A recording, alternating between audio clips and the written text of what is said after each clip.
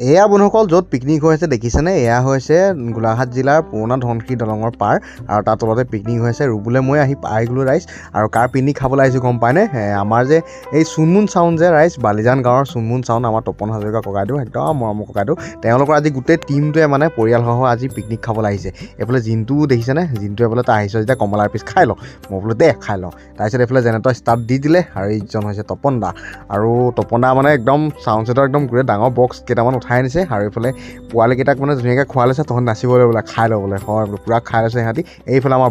বগাইক চিনি পাইছে চাগে ভাওনা কৰাসকলে টাইপিং লগাই থাকে যে আৰু এই তপন দা এইফালে তপন দা ছোৱালীজনী তাই পূৰা নাচি আছে এইফালে বক্স ফিটিং হৈ গ'ল আৰু এতিয়া পূৰা নাচিছে ৰাইজ বোলে এনেকৈ নাচি থাকিলে নহয় খাই বৈ ল'ব লাগে নতুন বছৰ বুলি মানে সকলোৱে নাচিছে অকণ ফূৰ্তি কৰিছে ভাত পানী বনাই হৈ গ'ল যেনিবা ৰাইজ মই বোলো এতিয়া খাই লওঁ সেইফালে মাছৰ পিচ এইফালে মাংস এয়া ধুনীয়াকৈ ভাত জিন্টুৱে বনাইছে বোলে কেনেকুৱা হৈছে খাচোন মই বোলো খাই লওঁ তৌ খাই লৈছোঁ বোলে মজা বনাইছোঁ বোলে ময়ো খাই লৈছোঁ ৰাইজ সঁচাকৈ ভালেই বনাইছে বাৰু জিন্টুৱে তাক মাতিব পাৰে আপোনালোকে ৰাইজ আৰু এইফালে মনটো এইফালে এইজন আৰু সকলো সেইফালে তপন দা গোটেইকেইজনে খাইছে আমি ধুনীয়াকৈ খাই বৈ ল'লোঁ আৰু এইফালে পূৰা খাই বৈ আকৌ গোটেইখিনি নাচিলোঁ ধুনীয়াকৈ খাই বৈ হোৱাৰ পিছত ৰুবলৈ গৈছে বোলে এইফালে ধুনীয়াকৈ বেলি দিছে ভালেই বোলে ৰিলচ এটা বনাইছোঁ বোলে তেজি ৰিলচ এটা তো বনাই দিলোঁ ৰাইজ তো আজিলৈ বাই বাই।